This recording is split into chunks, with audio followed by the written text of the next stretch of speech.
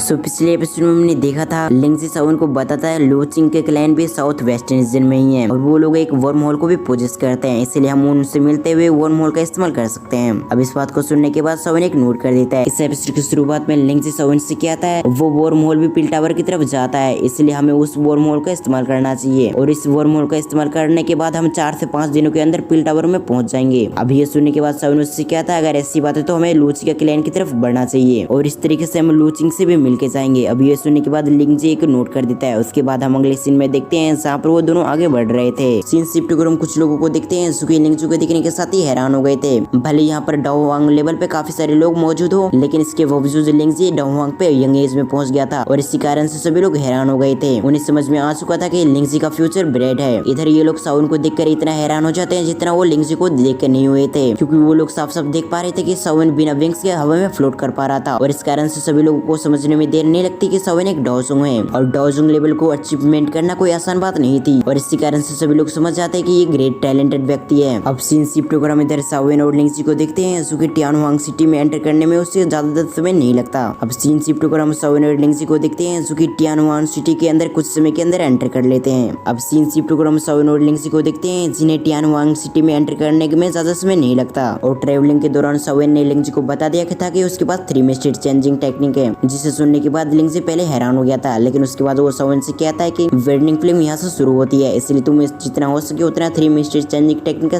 कम से कम इस्तेमाल करना। भले वो लोग विंड लाइट पबलिन की तरह लोग नहीं हो, लेकिन वो जब देखेंगे कि एक आउटसाइडर उनकी टेक्निक को प्रैक्टिस कर रहा है तो उन्हें बुरा लगेगा, इसलिए तुम अपनी टेक्निक का इस्तेमाल मत करना। अब दूसरी तरफ सावन इस बात को काफी अच्छी तरह से समझता था, इसलिए वो उसकी बातों पे नोट कर देता है। अब ऐसी बात करते हुए वो दोनों एक चट्टान पे आ चुके थे। अब सामने का रास्ता देखते हुए सावन लिंगजी से कहता है, मैं भी देखना चाहता हूँ कि लूचिंग आखिर किस लेवल पर है। अब इस बात को सुनने के बाद लिंगजी भी नोट कर देता है और वो दोनों काफी एक्साइटेड से सामने का रास्ता देख रहे थे, क्योंकि ये जैसे ही रास्ता कंप्लीट होगा तो वो लोग कुछ समय के अंदर लूचिंग के क्लैन पहुंच जाएंगे, इसलिए वो दोनों और भी अपने एक्साइटमेंट को नहीं रोक पाते और वो दोनों उड़ पड़ते हैं लूचिंग के क्लैन की तरफ। अब लिंगजी यहाँ पर पहले भी आ चुका था, इसलिए वो सावन को गेट करने लगता है और कुछ ही समय के अंदर हम देखते हैं वो लोग लूची के क्लैन के पास पहुंच चुके थे। अब सावन का नजारा देखने के बाद लिंगजी और सावन दोनों हैरान हो गए थे। वो दोनों कहते हैं आखिर यहाँ पर इतने सारे गार्ड क्यों मौजूद है, इसलिए लिंगजी सावन की तरफ दिखते हुए उससे कहता तुम यहीं पर रुको, मैं पता करने की आता हूँ कि आखिर यहाँ पर क्या चल रहा है। ये कहने के साथ ही लिंगजी एक व्यक्ति को रोकता है और उससे सवाल करता है आखिर यहाँ पर ब्लू क्लैन में क्या चल रहा है। अब दूसरी तरफ लिंगजी के ये सवाल सुनने के बाद वो व्यक्ति हैरान हो जाता है। वो डाउटफुल नजरों से उसकी तरफ देख रहा था, फिर वो गहरी सांस लेने के साथ ही लिंगजी को बताता है कि ब्लू क्लैन और चेक क्लैन वर्म होल के लिए लड़ रहे हैं और उनकी फाइट को देखने के लिए काफी सारे लोग वहाँ पर जमा हो चुके हैं। ये कहने के साथ ही वो वहाँ से चला जाता है। अब दूसरी तरफ लिंगजी और सावन उसकी ये बात सुनने के बाद हैरान हो गए थे। लिंगजी सावन के पास आने के साथ ही उससे कहता है यहाँ पर ब्लू क्लैन इस बार वर्म होल को संभालने वाला था, लेकिन मुझे समझ में नहीं आ रहा आखिर यहाँ पर क्या चल रहा है। अब उसकी ये बात सुनने के बाद सावन उससे कहता है यहाँ पर कुछ गड़बड़ चल रहा है, इसलिए हमें वहाँ पर जाकर उससे सब कुछ पता लगाना होगा, इसलिए मुझे ऐसा लगता है हमें ब्लू क्लैन की तरफ जल्दी बढ़ना चाहिए। उसकी इतना कहती है हमारा सीन शिफ्ट को टियानवान सिटी के मिडिल स्ट्रीट पे आ जाता है, जहाँ पर अभी के समय काफी सारे लोग इकट्ठा हो चुके थे और वहीं पर हम ब्लू और चैन क्लैन के लोगों को देखते हैं जो कि आपस में भिड़ रहे थे। हम वहाँ पर एक फेमिलियर फिगर को देखते हैं जो कि और कोई नहीं बल्कि लूचिंग था। लूचिंग वहाँ पर खड़ा होने के साथ ही कहता है आखिर तुम्हारा कहने क्या मतलब है, इस बार हमारा ब्लू क्लैन इस वर्म होल को संभालने वाला था, तुम यहाँ पर क्यों आए हो। लूचिंग की ऐसी बातें सुनने के बाद उसके सामने वाला ओल्ड मैन उससे कहता है तुम मुझसे छोटे हो, लेकिन फिर भी तुम अपने सीनियर से ऐसी बातें कैसे कर सकते हो। अब उसके जवाब में लूचिंग को कहता है उससे पहले वहाँ पर एक ओल्ड मैन की आवाज आती है जो कि उससे कहते हैं वार्निंग फिल्म वैली के ऑर्डर है। अब उस ओल्ड मैन की बातों को सुनने के बाद सभी की नजर वहीं पर पहुंच चुकी थी। अब सीन शिफ्ट कर हम लूचिंग को देखते हैं जो कि उस व्यक्ति की तरफ देखते हुए उससे कहता है एल्डर जू आप यहाँ पर क्या कर रहे हैं, क्योंकि पुराने रूल्स के हिसाब से हम 1 साल के लिए इस वर्म होल को कंट्रोल कर सकते हैं, तो फिर बीच में वर्म होल का इस्तेमाल कोई और कैसे कर सकता है,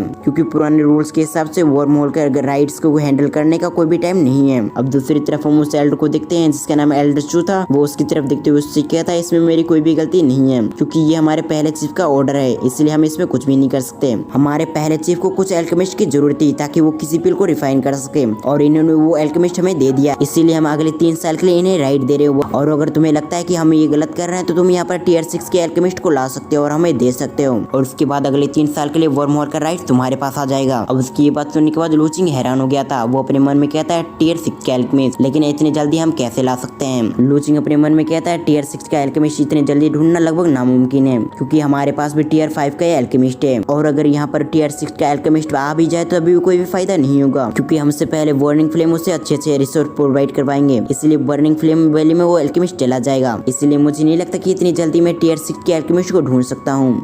शिफ्ट कर हम उस एल्डर को देखते हैं, सुकी उसकी तरफ दिखते हुए उससे कहता है ये अभी होगा। अगर तुम्हारे पास अभी टीयर 6 का अल्केमिस्ट है तो तुम मुझे बता सकते हो, उसके अगले 3 साल के लिए तुम्हारे पास ये राइट तुम्हारे पास आ जाएंगे। और मैं तुम्हें ये साफ साफ बता देना चाहता हूँ, ये सिर्फ अभी के लिए। अगर तुम हमें बाद में ऑफर करते हो तो ये बाद में अप्लाई नहीं होगा। अब ये बात सुनने के बाद लू चिंग जो कुछ बोलने वाला था वो शांत हो जाता है, क्योंकि उसे समझ में आ चुका था कि अब वो यहाँ पर कुछ भी नहीं कर सकता। शिफ्ट कर हम लू चिंग की बाजू में एक लड़की को देखते हैं, सुकी और कोई नहीं बल्कि लू फेई थी। वो अभी के समय काफी गुस्से से चैन क्लैन के लोगों की तरफ देख रही थी, क्योंकि उसे समझ में आ चुका था कि इस चैन क्लैन ने उसे जरूर कुछ घूस खिलाया होगा, इसलिए ये बुढ़ा हमसे ऐसी बातें कर रहा है। उसके बाजू में उसका बड़ा भाई उसे शांत करवा देता है और उससे कहता है तुम शांत रहो, क्योंकि अगर तुमने यहाँ पर कुछ भी बोला तो हमारी मुसीबत और भी बड़ी हो सकती है। इससे पहले लू चिंग वहाँ पर हार मानता, उससे पहले वहाँ पर एक आवाज आती है। वो उससे कहती है अभी इतनी जल्दी हम लोग नहीं आ रहे, इसलिए तुम हमारा इंतजार करो। अभी इस आवाज को सुनने के साथ ही सभी लोग हैरान हो गए थे और आसपास देखने लगते हैं। और इसी सीन के साथ हमारा ये पार्ट भी यहाँ पर एंड होता है। अब अगर आपको एक्सप्लेनेशन अच्छी लगी तो वीडियो को लाइक करके चैनल को सब्सक्राइब करें, इसके साथ ही बेल आइकन को प्रेस करना न भूलें। तो फिर मैं मिलता हूँ किसी और वीडियो में, जब तक के लिए थैंक्स फॉर वॉचिंग।